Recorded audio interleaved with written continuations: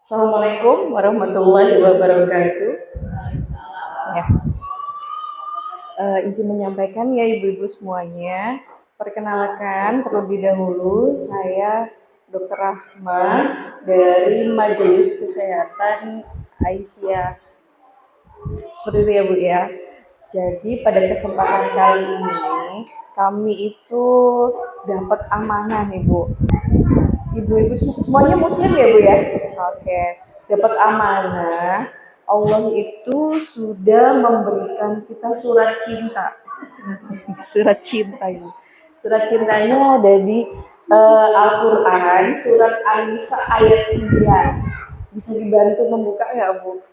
An-Nisa ayat 9. Ya, surat An-Nisa, surat ibu-ibu ya, surat perempuan ya, yang artinya perempuan ayat 9. Jadi di sini kami semua itu berusaha untuk mengamalkan satu ayat itu Ibu. Sudah ada yang bisa terbuka Ibu? Dapat hadiah Bu. Oh iya, dapat hadiah nggak Bu?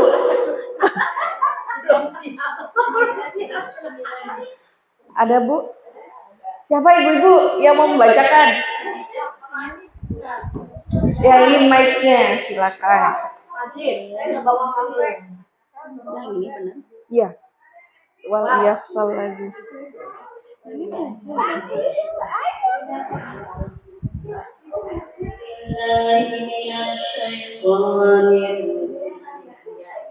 Bismillahirrahmanirrahim.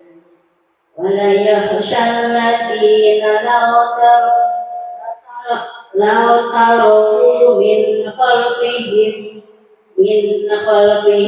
dzurriyyatan di'afan khafu 'alaihim falyattaqullaha wa liyaqulu qawlan sadida. Shadaqallahul adzim. Artinya Bu?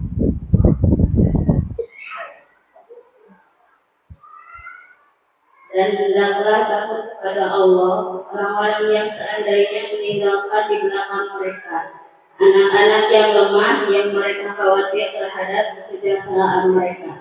Oleh sebab itu, hendaklah mereka bertakwa kepada Allah dan hendaklah mereka mengucapkan perkataan yang benar. Ibu siapa Bu? Mama Ajib. Oh, Mama Ajib. Mama Ajib, terima kasih ya Mbak. Ya, jadi kita sebagai seorang muslimah sepakat ya Bu ya kalau mau mengamalkan satu ayat itu ya Bu. Sepakat Bu? Ya, jadi ketika kita mengamalkan surat An-Nisa ayat 9, berarti kita apa Bu? Kalau menjalankan perintah dapat apa Bu? Dapat pahala, insya Allah ya Bu ya. Ya, di ayat 9 tersebut Allah menyampaikan supaya kita semua tidak meninggalkan generasi yang lemah. Ya, jadi upaya imunisasi ini adalah salah satu cara supaya kita tidak meninggalkan generasi yang lemah. Oke. Kita mulai ya Bu ya. Kita sudah menata niat ya.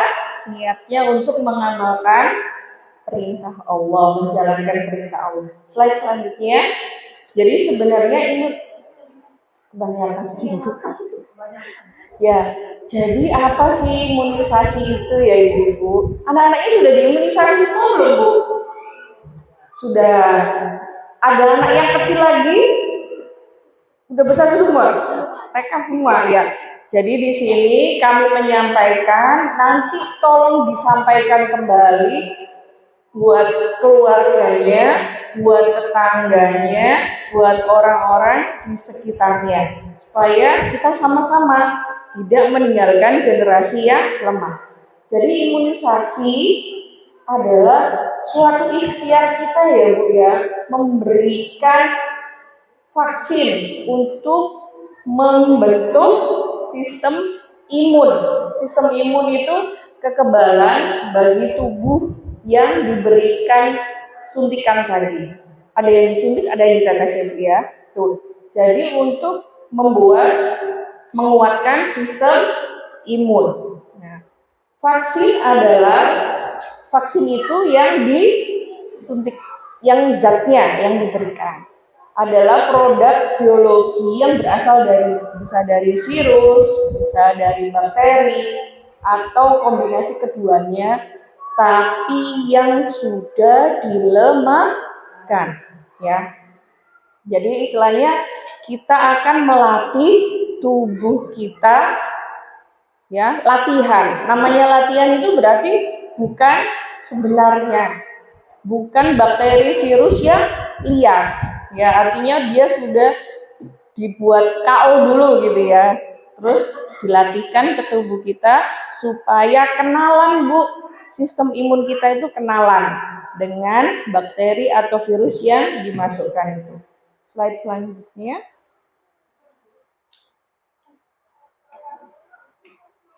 Nah, bagaimana vaksin itu bekerja?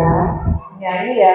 Jadi dibuat menyerupai kuman yang dimasukkan dalam tubuh supaya tubuh belajar mengenali dan melawan kuman saat datang.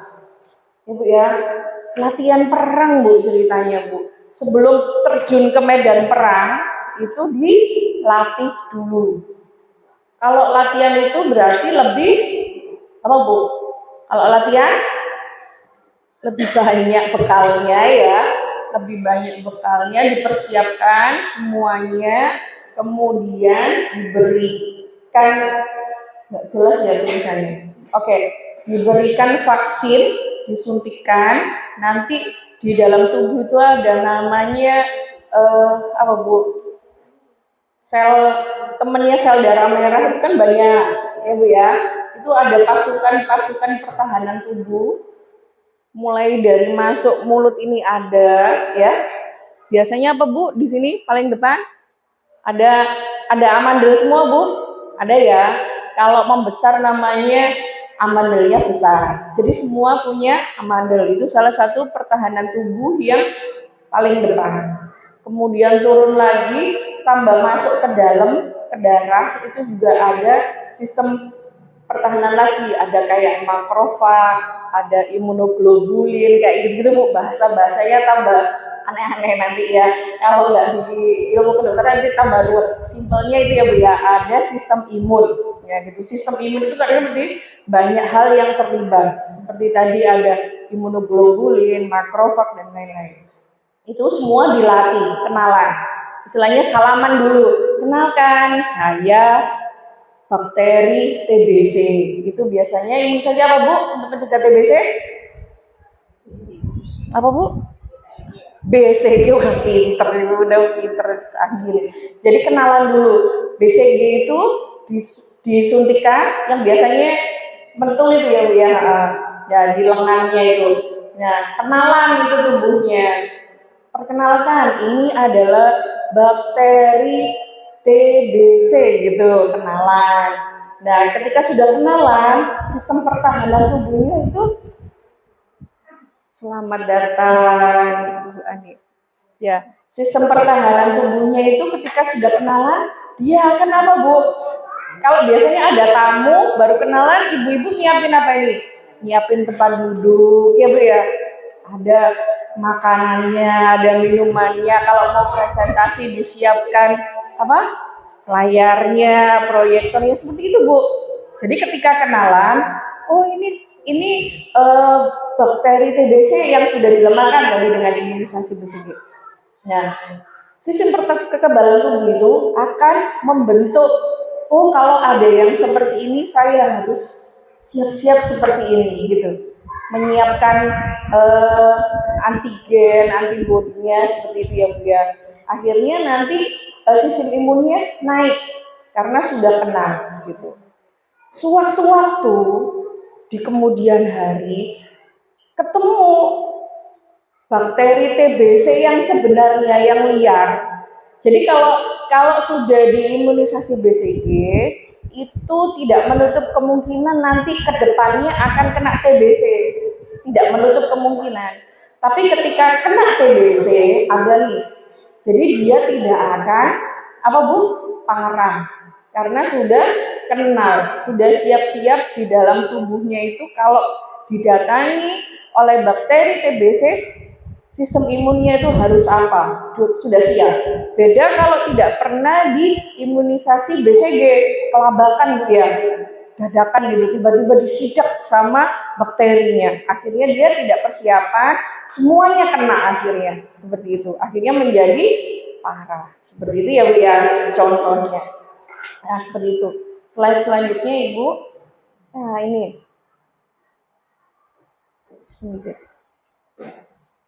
Nah, ini katanya Bu Dewi tadi serem-serem sakitnya, Bu. Ya, di sini ada TBC, Bu. Tuberkulosis ini TBC yang dicegah dengan tadi apa? Suntik BCG. TBC ini tidak hanya menyerang saluran pernafasan, ya. Biasanya kan kenalnya ada flek gitu ya. Tidak hanya itu, Bu. Bisa ke tulang, bisa ke otak, jadi meningitis dan lain-lain gitu. Bakterinya bisa kemana-mana. Bisa ke saluran pencernaan, jadi nanahnya bisa kemana-mana intinya. Nah, ini bisa dicegah. Penyakit yang parah ini bisa dicegah. Kenapa sih dicegah? Karena TBC itu apa Bu? Kesakitan.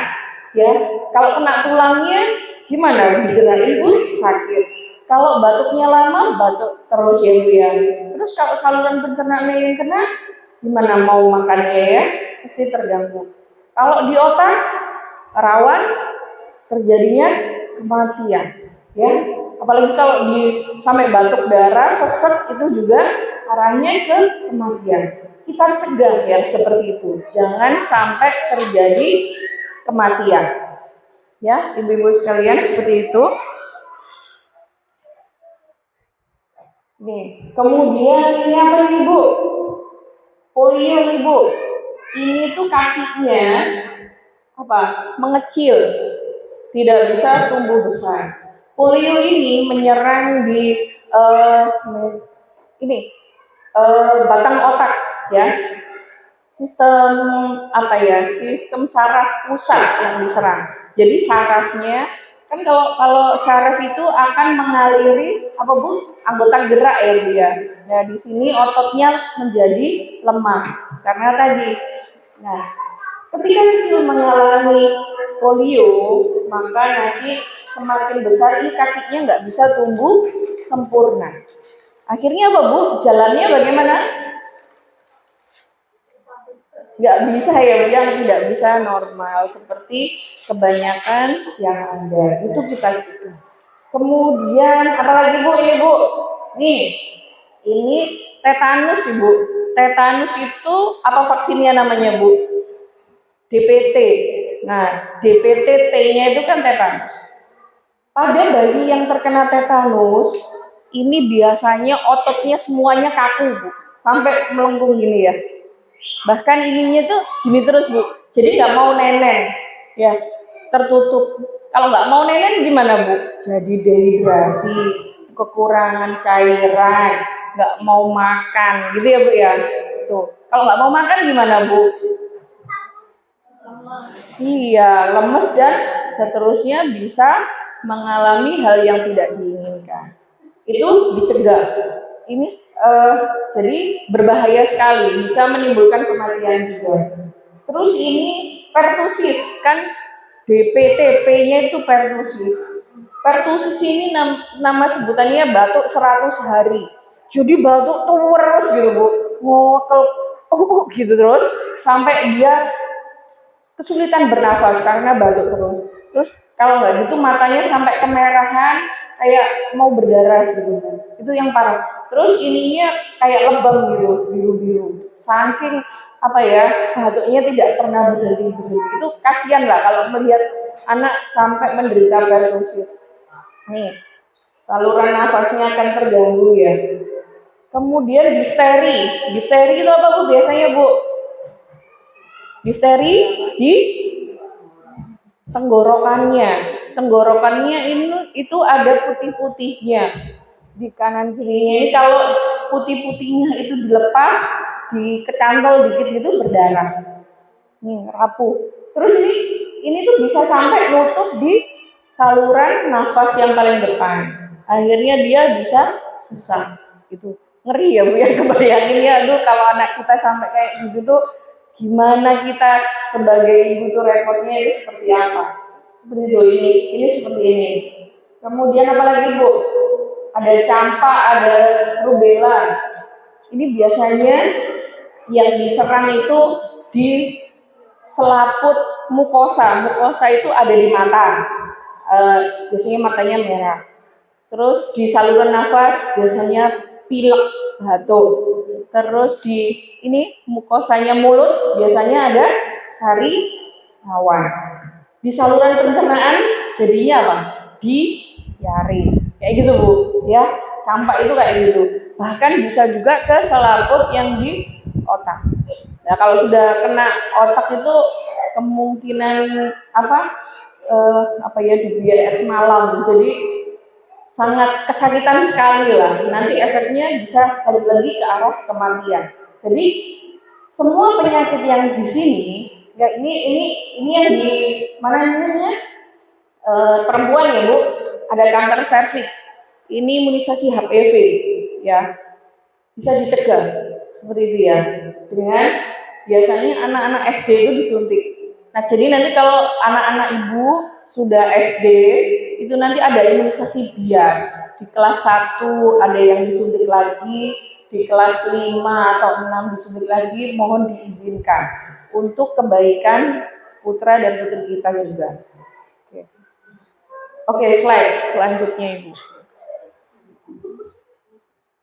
Ngeri ya Bu ya penyakitnya ya. Jangan sampai itu semua penyakitnya bisa dicegah dengan imunisasi. Nah ini Bu, manfaatnya imunisasi.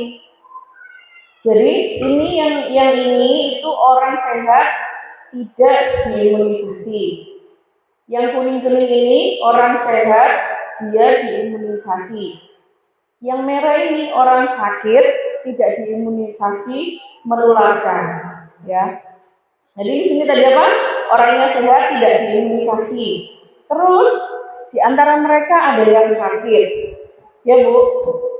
Apa yang terjadi? Akhirnya nular segini banyaknya. Kemudian kalau yang di bawah, yang diimunisasi banyak orang, banyak anak. Ini dia sehat tapi nggak mau imunisasi. Terus ada yang sakit, maka gimana Bu yang terjadi?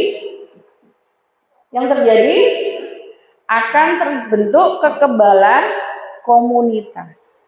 Jadi sebenarnya ketika kita itu mengimunisasikan anak kita masing-masing, itu selain kita menyelamatkan keluarga kita sendiri, juga bermanfaat bagi masyarakat banyak. Itu ya Bu ya, itu sudah amal kebaikan ya Bu ya. Kita dapat keuntungan sendiri plus menolong anak-anak yang lain. Ini namanya yang di bawah ini namanya herd community. Dulu di COVID familiar banget ya Bu ya, herd community ini. Jadi ini akan terjadi kekebalan masyarakat.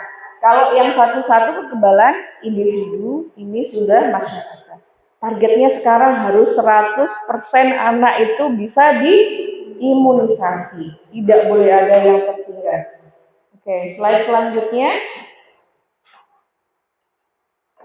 Tidak ada imunisasi yang tidak ada gunanya. Ya Bu ya, imunisasi itu merupakan aset atau proteksi jangka panjang. Saat ini anak kita tidak sakit ya, keluarga kita tidak sakit. Diimunisasi itu bekal supaya suatu saat kalau bertemu virus ataupun bakteri yang sudah dikenali itu dia tidak sakit ya, atau sakit tapi tidak parah. Seperti itu ya Ibu. Itu slide selanjutnya. Nah ini cakupan imunisasi. Harapannya harus sebesar-besarnya ya Bu ya. Sekarang harus diusahakan 100%. Di menjelang hari 17 Agustus ini, program di Indonesia itu sedang meningkatkan, namanya program penari Bu, mengejar imunisasi. Ya, target imunisasi itu dikejar sekali. Jadi kalau misalkan ibu menemukan ada anaknya, tetangganya, ponakannya atau siapanya yang belum diimunisasi atau terlambat imunisasi, saat ini pemerintah sedang membuka pelayanan imunisasi ada di posyandu, puskesmas, di rumah sakit, di dokter, di klinik itu sekarang sedang difasilitasi oleh pemerintah dalam 1 pekan ini. Itu sedang dibuka gratisan besar-besaran Bu, ya seperti itu. Jadi nanti tujuannya terjadi herd immunity. Bayi, balita, anak sekolah dan remaja rentan tertular penyakit berbahaya yang dapat dicegah dengan imunisasi dari penyakitnya. Ya, oke, slide selanjutnya. Nah ini tadi zero dose. Apa sih zero dose? Ada yang tahu nggak Bu zero dose? Zero itu apa Bu zero? Nol. Dose itu dosis. Jadi dosis 0. Artinya ketika si bayi itu lahir ke dunia itu tidak pernah diimunisasi. Belum pernah mendapatkan DPT. Tadi apa DPT itu mencegah apa? Difteri, pertusis, tetanus sampai usia 11 bulan 29 hari menjelang 1 tahunnya. Itu namanya zero dose. Nah, secara operasional keberhasilan diukur dengan jumlah sasaran yang sudah menerima dosis pertama ini. Ini targetnya di sini DPT, HB, HIB. Kan sekarang ada yang vaksin kombinasi itu ya Bu ya. Sekali suntik isinya sudah banyak. Oke, slide selanjutnya. Bisa digeser gitu, saya geser dulu. Nah ini Bu, ini di slide ini mengingatkan kita nih. Biasanya kan ibu-ibu kalau anaknya di sekolah, kalau di TK belum ada ya Bu ya, program imunisasi di TK ya, di SD biasanya. Orang tua mesti bilang gini, anak saya imunisasinya sudah lengkap kok, nggak usah diimunisasi gitu kan. Pemahamannya seperti itu. Jadi mohon diingat kembali, nanti kalau anaknya sudah di SD, imunisasi itu perlu diulang. Jadi tidak cukup sekali. Ada beberapa imunisasi yang harus diberikan lebih dari satu. Tujuannya apa Ibu? Ini nih, ceritanya antibodi. Salah satu sistem imunnya ya Bu ya, pergerakannya gini. Jadi yang merah ini kan minggunya ya, minggu 1, minggu 2, minggu 3, 4, 5, dan 6. Agak naik sedikit Bu, sedikit naik sedikit. Enggak, ini di kesini. Terus, saya pengen lihat bawahnya. Enggak bisa. Nah ini nih, yang biru ini IgG, yang ini IgM. Apa itu IgG IgM? Jadi ketika pertama kali disuntik, ini kadar sistem imunnya naik, ya Bu ya, naik. Nanti suatu saat dia akan turun.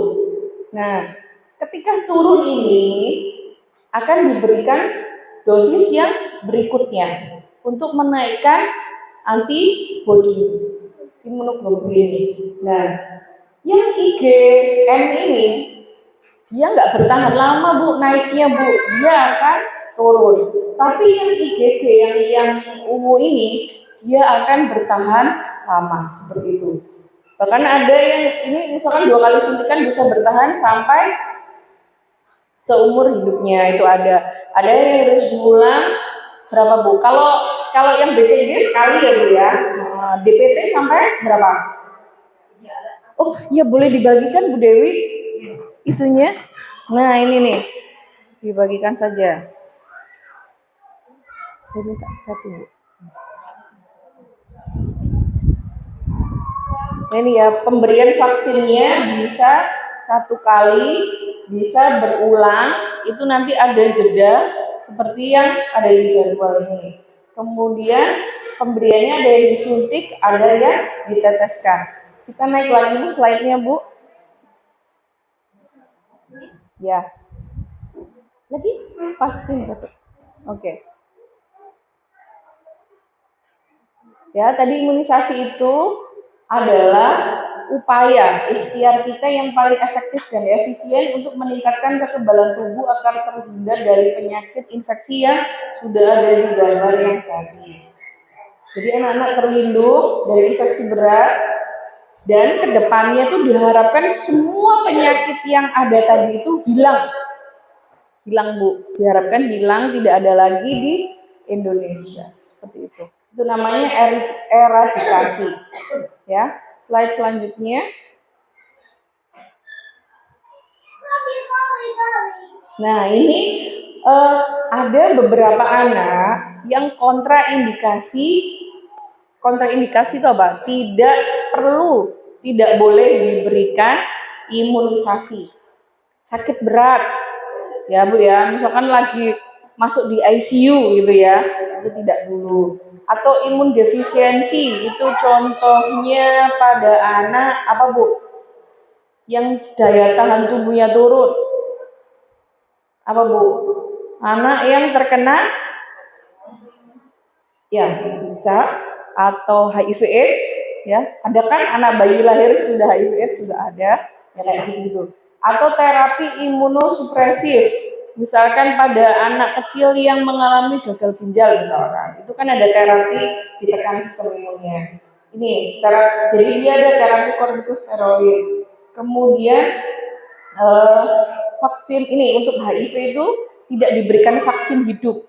Vaksin hidup itu artinya ya bakterinya itu sendiri gitu diberikan. Itu tidak diperkenankan. Kemudian ada kontak serumah dengan HIV klinis, ya intinya dengan kondisi-kondisi tertentu yang berat seperti ini itu kontraindikasi diberikan imunisasi. Slide selanjutnya. Nah ini, jadi imunisasi itu ada yang dengan secara aktif tadi yang bakteri hidup tadi Bu ya, ada yang secara pasif itu langsung diberikan imunoglobulin tadi Bu yang ada gambar naik turun panah itu diberikan secara langsung, jadi terima instan gitu ya istilahnya. Kalau yang aktif ini dilatih sampai dia membentuk kekebalan sendiri. Slide selanjutnya. Nah ini jenis vaksinnya, ada yang hidup tapi dilemahkan, ada yang mati dimasukkan. Ada yang mati ini ada yang keseluruhan, misalkan bakteri TBC tadi dimasukkan semua, tapi dia mati. Ada yang sebagian. Jadi misalkan kayak manusia gini ya Bu, ya kan ada kepala, tangan, kaki. Itu bukan keseluruhan gini yang dimasukkan, tangannya aja gitu. Ada yang seperti itu. Atau fraksi ya, intinya ini sama-sama ya sebagian-sebagian. Atau rekombinan ini artinya apa ya, kalau sekarang itu kalau kita bikin kue itu Bu diadon sendiri gitu lah. Itu seperti itu, kita membuat sendirinya. Oke, slide selanjutnya. Terus keuntungannya vaksin kombinasi itu artinya apa Bu? Satu vaksin itu isinya banyak, tidak satu saja. Ini keuntungannya mengurangi suntikan. DPT kalau satu-satu suntiknya 3 kali gitu ya misalkan. Dan sekarang ada DPT, HIV jadi satu tuh. Sekali suntik isinya sudah banyak. Kemudian hemat waktu ya Bu ya. Jadi nyuntiknya sekali suntik. Kemudian jadwalnya mudah, di tingkat mudah, terus cakupannya jadi cepat banyak. Ya, beda kan kalau kita satu-satu pas itu disuntik, nanti selang beberapa waktu disuntik lagi, kan belum tentu orang yang datang hari itu yang akan datang lagi seperti itu. Jadi kalau sebagian satu-satu itu cakupannya akan kemungkinan lebih rendah, kalau dikombinasi akan lebih tinggi. Kemudian biayanya akan lebih murah ya Bu ya. Biasanya kan kalau nyuntik perawatnya harus nyuntik, ada biaya dokter ini kan, terus apalagi transport ya, mondar mandir ke lokasi itu, misalkan vaksin di rumah sakit itu akan biayanya berapa juga, seperti itu akan lebih efektif. Slide selanjutnya. Nah ini seperti yang Ibu pegang, Ya, jadwal ini Ibu, jadwal ini sekilas saja, tolong diperhatikan. Jadi yang putih ini adalah jadwal awalnya Bu. Di misalkan hepatitis B, BCG, polio itu ya pada usia 0 ini diberikan. Terus ini, nah ini misalkan pemberiannya di posyandu, misalkan ya Bu ya, di posyandu. Kok delalah itu apa ya Bu ya? Delalah itu. Kok tiba-tiba saat adanya jadwal itu anaknya sedang kurang fit seperti itu. Maka itu bisa Bu bergeser, tidak harus itu masih ada yang kuning ya, masih bisa. Seperti itu sampai kuning. Tapi kalau yang pada BCG, ya ini misalkan pada BCG, yang hitam ini artinya sudah tidak perlu diberikan kalau udah kelewatan di waktu itu gitu kan. Jadi hepatitis 0 ya udah kalau dia kelewat berarti nggak dikasih lagi. Kalau yang BCG ini kan kalau sudah kelewat dari 1 tahun umurnya maka tidak perlu diberikan BCG lagi seperti itu. Nah, ini jadwalnya seperti itu ya maksudnya. Terus ini, apa yang oranye ini?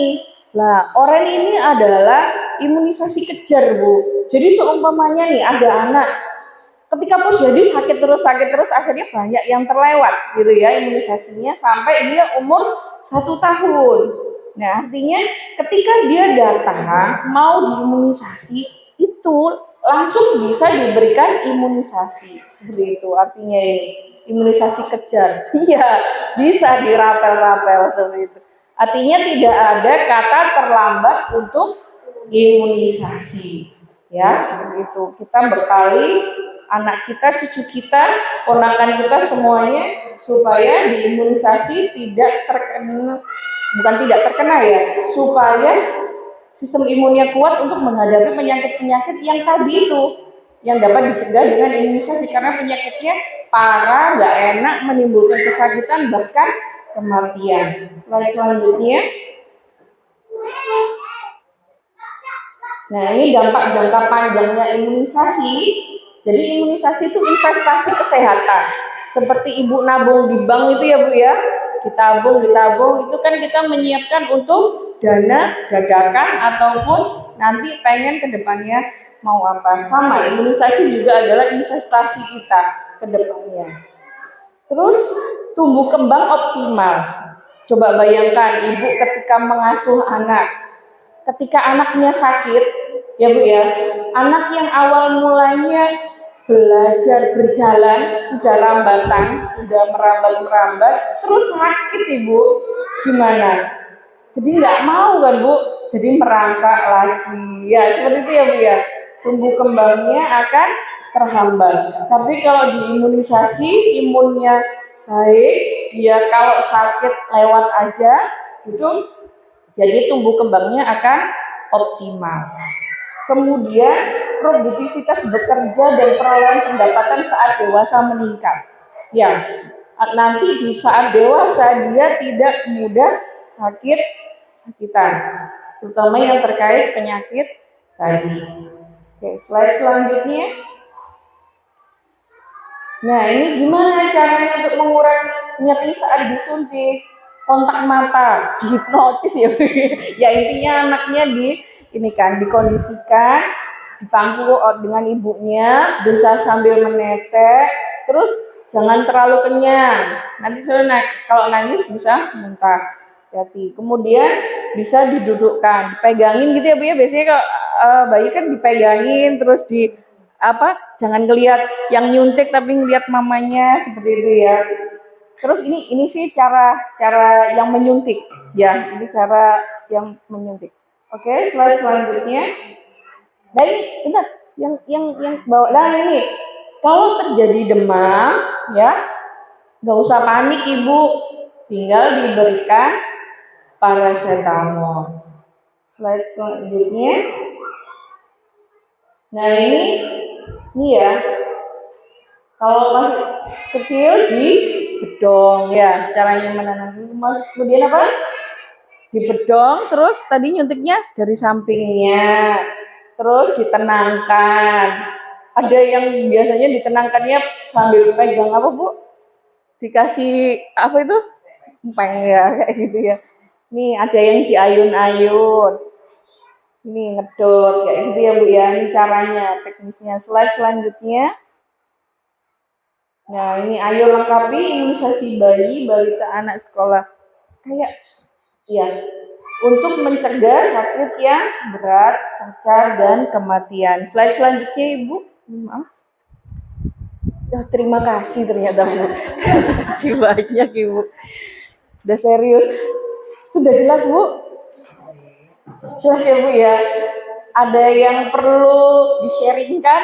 Jangan bertanya, mungkin saya yang akan bertanya ya. Pengalamannya ibu-ibu ketika anaknya diimunisasi dulu bagaimana Bu? Ada sempat trauma nggak? Wah anak saya panas, nggak mau deh gitu.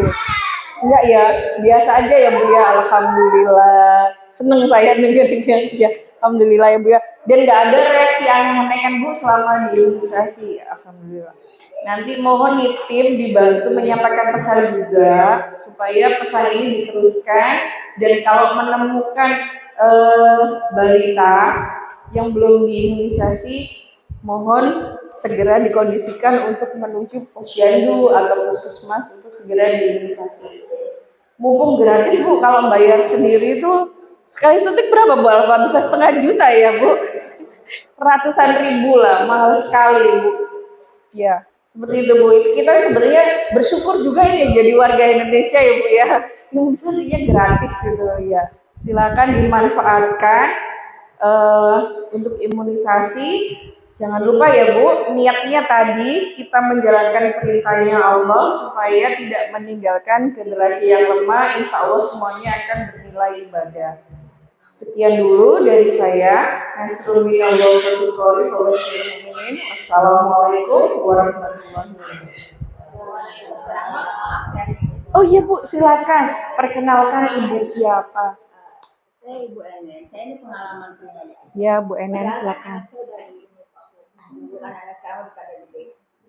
Diimunisasi fisik. Tapi ternyata dua-duanya malah kenapa ya sampai 1 tahun baru di ronsen 6 bulan masih ada.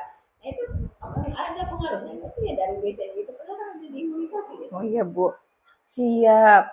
BCG tadi di awal sudah saya ingatkan ya Bu ya bahwa imunisasi ini tidak bisa menghalangi datangnya kuman ataupun virus ke tubuh kita.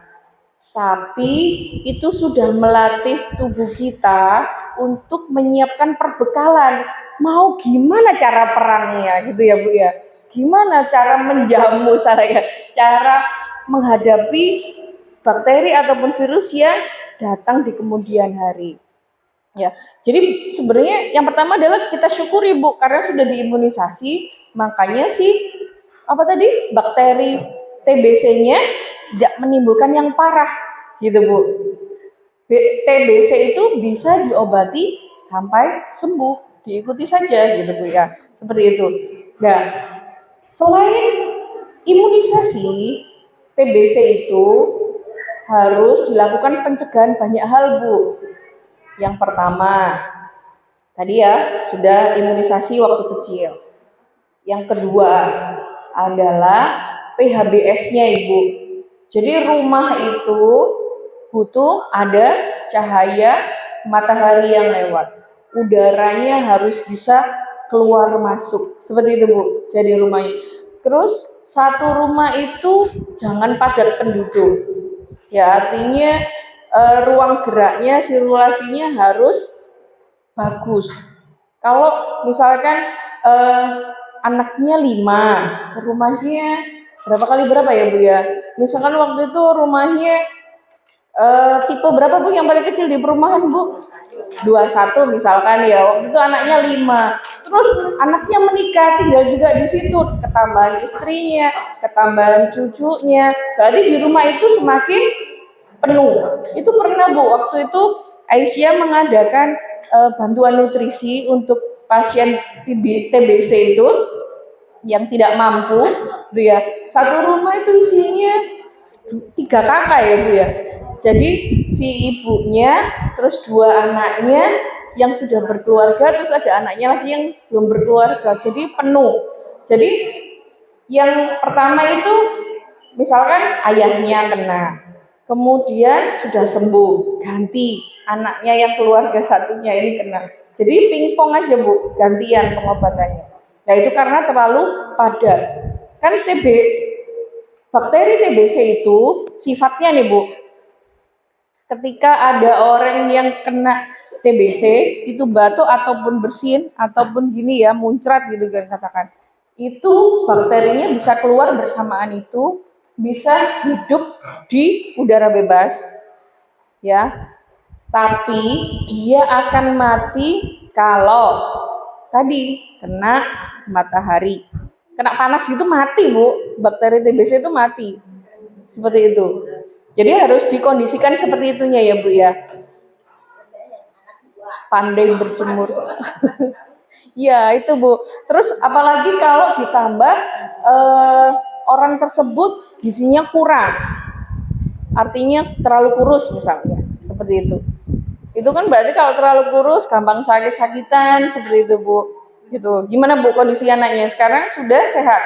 Biasanya kalau anak kecil itu kan ada tes mantuk gitu ya, di tes mantuk itu kalau positif berarti poinnya udah nambah. Terus nanti kalau ditambah badannya kurus gitu ya, nambah lagi poinnya gitu. Makanya ketika anaknya itu gizinya baik, berat badan, tinggi badannya itu seimbang, itu untuk didiagnosis TBC itu juga enggak Bu, karena skornya kan berkurang gitu, nggak ada tambahan kurang gizinya gitu. Jadi intinya itu ketika ada bakteri TBC bisa numpang lewat aja Bu, tidak menimbulkan kesakitan gitu. Seperti itu ya Bu ya. Jadi tidak berubah menjadi manifestasi klinik itu apa ya? Tidak timbul gejala. Sebenarnya ada, karena di Indonesia kan memang masih endemik Bu TBC itu, makanya kemarin kan mau ada program imunisasi lagi untuk yang dewasa itu, karena kalau dilihat kalau COVID kemarin kan nyata ya Bu ya, kena COVID sesek banyak yang meninggal. TBC enggak Bu, dia sifatnya enggak akut, jadi kronis gitu Bu, sakit enggak apa-apa, nanti kalau daya tahan lemah baru muncul gitu. Dan itu nggak langsung meninggal pada pasien TBC. Kalau sudah batuk darah, sesek, terus paru-parunya udah bolong-bolong, itu baru yang parah kayak gitu, baru nyata kelemahannya dan kematiannya. Kalau enggak ya udah, kita nggak tahu nih di sekitar kita ada yang TBC atau tidak, kan seperti itu. Ya makanya itu apa Bu, rajin cuci tangan. Ya kan tadi karena muncrat tadi ya di lingkungan itu juga memungkinkan adanya bakterinya, makanya ketika kita pegang-pegang mau makan atau menyentuh muka atau apa, kita cuci tangan. Sudah tahu cara cuci tangan Bu? Apa cuci tangannya caranya Bu? Pakai sabun, air mengalir, terus telapak tangan, punggung tangan kanan kiri, sela-sela jari, buku-buku jari itu yang di sininya nih Bu. Buku-buku jari ujung ini. Ya, semuanya. Gimana Bu? Praktekin yuk. Ada lagunya apa? Ada yang bisa Bu lagunya Bu? Udah bisa. Cuci tangan ya, gini. Ininya dulu. Terus ini. Ya kalau bisa cincin-cincin ini kan juga itu ya Bu ya. Aslinya kalau dokter mau operasi itu biasanya dilepasi semua Bu, dilepasi semua. Nih pakai sabun, air mengalir, terus ini diratakan semua sabunnya, sela-sela jarinya gitu ya Bu ya. Sela-sela buku-buku jari, buku-buku itu yang lipatan ini, yang tempatnya nekuk jari itu dibersihkan. Terus ini ujung kuku, makanya kukunya disarankan untuk tidak panjang. Kalau sunnah di hadis itu apa Bu? Dipotong ya Bu ya. Itu fitrahnya manusia, kuku termasuk dipotong. Jadi tidak harusnya sunnahnya itu tidak harus berkuku panjang gitu kan, seperti itu. Yaitu hikmahnya supaya kita mudah untuk membersihkan. Gitu ya Bu ya, untuk cuci tangan. Udah beres. Nah kalau megang-megang apa? Apalagi kalau megang bayi. Gini Bu, jadi ceritanya si bayi ini kenapa sih harus disuntik sini sana? Jadi ketika baru lahir itu dia itu sedang berusaha beradaptasi Bu. Kalau di dalam perut itu kan aman ya Bu ya, nggak kena sana nggak kena sini, kecuali kalau ibunya HIV atau ini baru kena gitu ya, ketularan dari ibunya. Nah itu jadi di alam rahim itu dia sangat nyaman sekali. Ketika lahir, wes itu kontaminasi dari mana-mana Bu, dari jalan lahir ibunya, terus habis itu pertama ini semuanya kena. Makanya itu kalau saya ada yang baru melahirkan gitu, mau jenguk itu mikir-mikir dulu. Kasihan soalnya. Nanti kalau kita flu gampang banget. Sedangkan si bayi masih tidak mempunyai pertahanan tubuh kecuali sedikit dari ibunya yang diwariskan saat keluar itu. Makanya itu. Nah, itu nggak punya itu kita latih Bu, dilatih. Ya kayak anak-anak kita ini kan, untuk menghadapi dunia yang akan datang kita sekolahkan, kita ajari membaca, menulis, yaitu sama seperti itu imunisasinya, cara bekerjanya seperti itu. Kita bekali si bayi ini supaya kuat, kuat menghadapi dunia ini ya Bu ya, yang tidak pernah mengenal apa Bu, nanti ujiannya gitu kan, ujiannya bisa datang berbarengan sana ke sini gitu, seperti itu Bu. Jadi dibekali supaya tubuhnya kuat seperti itu. Satu lagi, Gimana Ibu? ini pengalaman saya juga. Saya punya keponakan, rumahnya itu di Sidian ya, pasien lukis di situ. Tapi rumahnya kalau dilihat sih besar rumahnya, dua. Terus penghuninya juga cuma satu keluarga. Kebetulan waktu saya ke sana, usia 2 tahun, dokter. Kemarin itu diagnosanya TBC. Tapi sebelumnya itu ini bisul di mana-mana sampai ini habis Rambutnya itu habis dari tebal ke rambutnya sampai habis. Kemarin kebetulan di Ramahani sudah bedah bisulnya, kasih katanya sih penyakit kulit gitu ya katanya, terus dikasih obat penyakit kulit. Ternyata bisulnya itu muncul terus di selangkangan sini semua, namanya selangkangan itu bisul muncul gitu. Nah kemarin dibawa ke Bayu Asih, ternyata di Bayu Asih itu didiagnosa TBC kulit. Saya bilang gitu, apa TBC kulit atau TBC apa? Kurang tahu. Seperti itu. Apa hubungannya ya Bu ya, dokter? Itu habis rambutnya, si badan kurus. Saya juga belum kesana lagi sih, belum jelas apa itu hubungannya. TBC apakah TBC bisa menghancurkan rambut atau seperti apa? Iya. Iya. Terima kasih Bu. Jadi tadi ya Bu, TBC itu tidak hanya menimbulkan batuk. Kan familiarnya flek ya Bu ya. Familiarnya TBC itu flek, batuk lama 2 minggu, kemudian mungkin ada darahnya kayak gitu kan, sesek gitu. Yang familiar yang itu. Padahal TBC sendiri itu bisa terjadi di tulang, di kulit, di saluran pencernaan, di usus, ada TBC usus, terus ada yang di otak. Seperti itu Bu. Ya, taunya dari mana? Ya dilihat. Kan ada nanahnya kan Bu kalau bisul ya. Ya, itu dicek jenisnya apa, bakterinya seperti itu. Nah, kenapa nggak sembuh-sembuh? Karena kan memang TBC itu antibiotiknya khusus. Ya, pengobatannya bukan sehari 2 hari, tapi berbulan, bisa sampai 6, 9 bulan seperti itu. Ya itu Bu. Terus kenapa nggak sembuh-sembuh? Ya, antibiotiknya nggak cocok. Makanya itu cocoknya, ketika ini kuman TBC ya dikasih pengobatan TBC seperti itu Ibu. Bisa kan kulitnya kena semua. Nah, biasanya kalau anak kecil itu ini ya Bu ya, misalkan anak kecil kena flek gitu ya. Jadi penularan TBC ini sebenarnya kalau ke anak kecil gini tidak menularkan Bu, karena biasanya anak kecil kan nggak bisa buang dahak. Nah, biasanya anak kecil ketularan dari orang gede yang orang besar seperti itu. Ada juga yang katakan tadi, misalkan rumahnya cukup lah cahayanya, udaranya, terus orangnya tidak banyak, artinya kalangan misalkan ekonomi menengah ke atas gitu. Tapi kok kena gitu kan. Dan dulu juga bingung itu teman-teman ada itu yang kayak gitu. Nah sekarang yang eh, orang-orang yang ada di sekitaran rumah itu siapa saja? Biasanya ada ternyata pembantunya gitu. Dari pembantunya itu memang ada terjadi seperti itu. Dari yang pemilik rumah tidak masalah, lah pembantunya pulang pergi kan. Dari rumah pembantunya seperti apa, lingkungannya seperti apa, seperti itu. Jadi ketularan dari yang mengasuh. Seperti itu Bu. Ya nggak apa-apa nanti diobatin. Biasanya kalau ketemu satu TBC itu akan diinvestigasi kontak. Jadi orang-orang yang di sekelilingnya dicek juga. Seperti itu. Dicek dahanya seperti itu.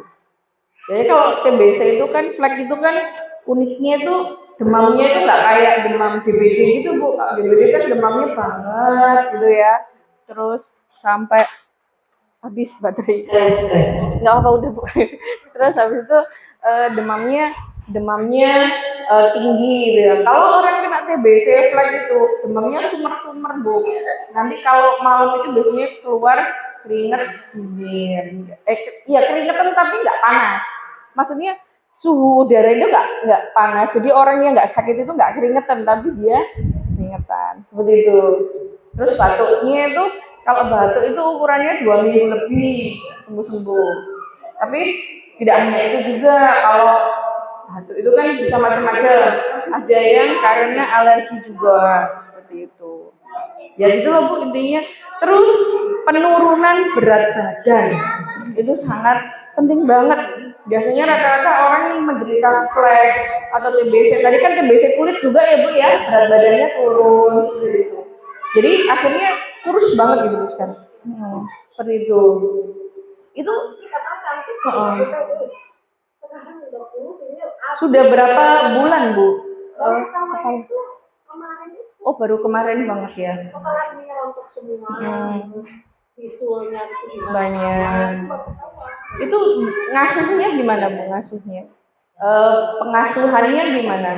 Pengasuhannya kalau tidak ada pembantu di situ ibunya yang mengasuh. Ibunya mengasuh. Ada anak adik-adiknya atau kakaknya? Nggak punya adik. Jarak karena kalau di desa itu kan antara rumah satu dengan rumah satu kan jauh. Sebetulnya untuk itu sih ini kayaknya enggak. Ya berarti di lingkungannya memang si bakteri ini hidup gitu Bu.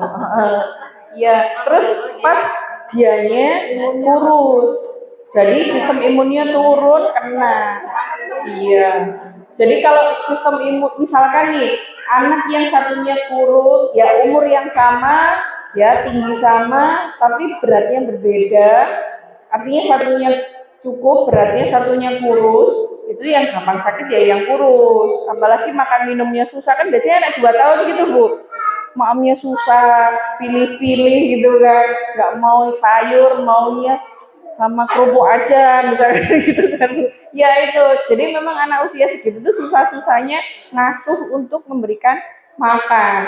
Makanya kalau kelewatan sedikit itu ya itu dia daya tahan tubuhnya turun. Jadi kalau ketemu di situ berarti lingkungan situ penyebaran TBC-nya ada ininya bakterinya Bu. Kalau orangnya sehat, kayak misalkan anak yang satunya tadi tidak kurus, ya nggak apa-apa, lewat aja gitu. Seandainya pun ada dia nggak akan menimbulkan kesakitan. Oh, bawahnya penduduk kereta api. Daerah. Oh yang di itu Cisalada itu kan Bu. Cisalada. Sama-sama. Iya daerah situ. Iya itu bahaya Bu yang TBC. Ya yang kemarin kami juga di situ di sekitaran rel. Ibu Dewi pernah jatuh. Ya jadi yang jalannya lewat apa kerikil-kerikil itu loh. Nah nggak ada jalan kalau nggak lewat tepian rel itu kerikil. Ya itu banyak Ibu di situ daerah situ. Kayaknya di situ kan pohonnya terlalu rindang juga kan Bu. Matahari nggak masuk. Ya berjemur Bu, ya berjemur. Karena bakterinya akan mati kalau kena matahari. Rajin berjemur. Terus makan minumnya Ibu diperhatikan, kalau perlu tuh anak kecil tuh dihitungi makannya seberapa porsinya gitu kan. Iya, ya memang lingkungannya berarti Bu. Itu ya Bu ya, nitip ya Bu ya. Terus pokoknya intinya tuh makan, minum, dan istirahatnya anak-anak itu diperhatikan supaya kalau banyak temennya yang flu, dia flu-nya ringan ya sampai berat seperti itu. Numpang lewat lah sakitnya istilahnya seperti itu. Dan perjuangan sekali Bu, pengalaman dulu waktu anak-anak umur segitu ya Allah, keliling nyariin makanan yang dia mau untuk dimakan itu ya. Itu udah makan sudah enak dimakan, karena ada benda-benda sedikit muntahin, padahal sudah dikunyah halus itu Bu, tinggal nelen itu dilepeh gitu kan, kayak gitu. Terus ada yang disuruh makan, dulu pernah tuh yang 3 tahun Bu, waktu anak saya juga 3 tahun itu tiba-tiba jadi kurus gitu Bu. Awalnya itu udah bagus loh, berat badannya udah bagus, jadi kurus. Ini diajak beli makan ini, ditawarin yang apa, yang brand-brand makanan restoran-restoran kesukaan, nggak mau. Ternyata waktu itu di Solo malah sukanya makan yang di sego kucing itu loh Bu, di Solo waktu itu ya kayak gitu. Terus aneh-aneh sebenarnya. Intinya gini Bu, kita memang berusaha mengajarkan anak-anak kita itu makanan sehat, ya itu yang ideal, itu plan A lah kalau saya, plan yang sempurna. Tapi ketika dia tidak mau, jangan sampai jadi kurus Ibu. Udah diturutin, nggak apa-apa, nanti kita atur, misalkan oh dia maunya makan nasi sama mie gitu ya, ya sebenarnya banyak ini juga tidak boleh. Jadi kita mie itu buat mancing, yang penting dia mau makan dikasih temennya gitu, ada telurnya ya atau apanya ya itu dimakankan ya gitu ya Dek ya. Rajin makan nggak ini? Hah? Ya, Rajin makan? sini, Sukanya makan apa? sama sini, Itu loh, ada itu loh di loh. Nah masuk TV itu loh lah. Oke, Oke ya weh. ada sos di sini, ada sos ini. Iya, sudah. Terima kasih ya. Ya itu Bu, semangat ya buat ibu-ibu untuk mendampingi putra-putrinya. Ada lagi kah Bu yang mau sharing Bu? Iya silakan. Kembali ke apa imunisasi untuk pengelolaan imunisasi yang kedua itu Iya, Ibu tadi kan sudah ada yang itu enggak ya? Yang gambar ini, bentar. Ya, booster.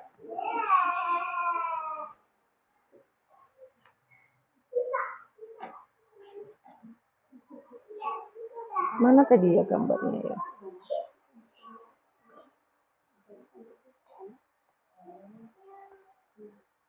Nah, gambar yang ini Bu. Duh, nggak bisa. Ya, gambar yang ini loh Bu. Nah, jadi imunisasi itu, masih ingat ya gambar yang ini tadi? Ini pertama, imunisasi pertama, ini imunisasi kedua. Oh ya, ya ini imunisasi pertama dan yang ini imunisasi kedua. Jadi ketika disuntik itu sistem kekebalan tubuhnya itu naik Bu. Dan suatu saat selang beberapa waktu ini di minggu keempat, biasanya kan selang 4 minggu ya Bu ya, ada yang selang 1 bulan gitu kan, itu nanti akan diberikan suntikan lagi tuh karena antibodinya turun. maksud saya sudah setahun, kalau Udah setahun. Oh ini jadwalnya kan ada Bu, macam-macam. Ya, jadi ini contohnya yang pengulangan per 4 minggu. Di sini kan ada Bu, setahun ya. Kan ada yang bias ya, imunisasi yang anak SD itu kan diulang lagi nanti. anak balita mungkin ada lewat itu kan yang keduanya ada yang sudah 1 tahun kan ada imunisasi pengulangan. Kalau sudah lengkap yang ini, kalau yang sudah lengkap ini sesuai jadwal, artinya yang putih-putih ini sudah terpenuhi cukup Ibu. Nanti diulang lagi ada SD. Kalau hamil kan ibu-ibu nanti disuntik tetanus lagi, kayak gitu ya Bu ya. Nah itu Jadi kalau ininya sudah sesuai jadwal, tapi nanti yang lebih dari 1 tahun masih ada lagi ya Bu ya. PCV, DPT, HIV lanjutan, sama campak rubella itu di umur 18 bulan. Tuh, jadi yang imunis jadwal yang seharusnya yang putih-putih ini, yang lebih dari 1 tahun ada juga, ya Bu ya, ada pengulangan. Misalkan ini yang bawah sendiri tuh Bu, PCV 3 itu kan diberikan dosis pertamanya umur 12 bulan. Terus yang DPT HIB, HB HIB lanjutan itu diberikan lagi di umur 18 bulan itu. Ada 2 jenis itu ya, sama campak rubella. Tuh MMR itu loh Bu. Karena ada yang jadi udah imunisasi yang itu yang yang dia jadi males gitu karena jadi panas anaknya gitu. Iya, kan panasnya sebentar. Dibandingkan tadi Bu ngelihat sendiri kan kalau penyakitnya sampai ada, itu kan bahaya sekali gitu Bu. Nggak apa-apa kalau panasnya sebentar. Dan imunisasi kan seperti kita minum obat ya Bu ya. Seperti kita minum obat itu kan ada efek yang diharapkan. Tapi kemungkinan dan itu tidak terjadi pada semuanya karena sudah diteliti bahwa obat ini itu mayoritas itu akan mendapatkan respon yang diharapkan.